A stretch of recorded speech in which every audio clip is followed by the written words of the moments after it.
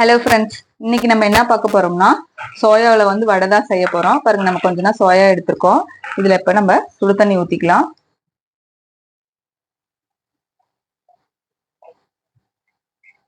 ஒரு 5 நிமிஷம் கழிச்சு இதை நம்ம வடிகட்டி எடுத்துக்கலாம். பாருங்க, சோயா வந்து சுடு தண்ணியில போட்டு நல்லா கிளீன் பண்ணி இந்த மாதிரி தண்ணி இல்லாம எடுத்து வச்சுக்கிட்டோம். இப்ப இதை நம்ம ஒரு மிக்சி ஜார்ல சேர்த்துக்கலாம்.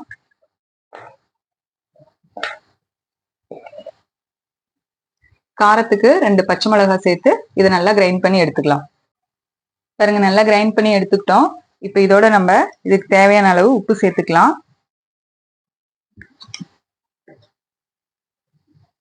பெரிய வெங்காயம் 1 சின்னதா பொடி பொடியா கட் பண்ணி எடுத்திருக்கோம். கொஞ்சமா கொத்தமல்லி தழை, ஒரு கொத்து கருவேப்பிலை,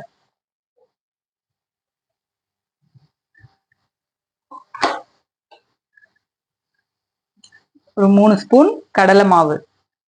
இந்த வடைக்கு நம்ம பருப்பு எதுவும் சேர்க்க போறது கிடையாது.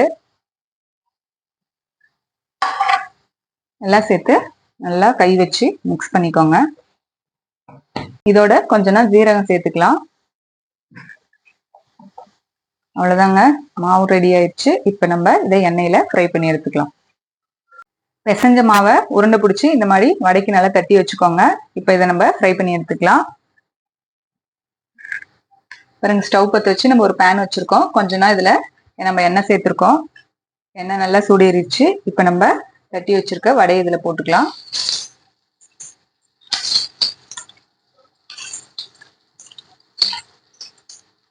ரெண்டு பக்கமும் நல்லா திருப்பி விட்டு வேக வச்சு எடுத்துக்கலாம்.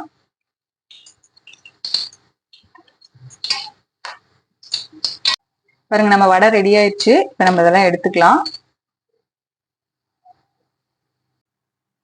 அவ்வளவுதாங்க, நம்ம சோயா வடை பாருங்க நல்லா ரெடி ஆயிடுச்சு. இதை நம்ம நல்லா சாஸ்ல தொட்டு சாப்பிட்டோம்னா இன்னும் நல்லா டேஸ்டா இருக்கும். நீங்களும் கண்டிப்பா இந்த மாதிரி செஞ்சு பார்த்துட்டு எப்படி இருக்குன்னு சொல்லுங்க. இந்த வீடியோ உங்களுக்கு பிடிச்சிருந்தா லைக் பண்ணுங்க, ஷேர் பண்ணுங்க, சப்ஸ்கிரைப் பண்ணுங்க. பாய்.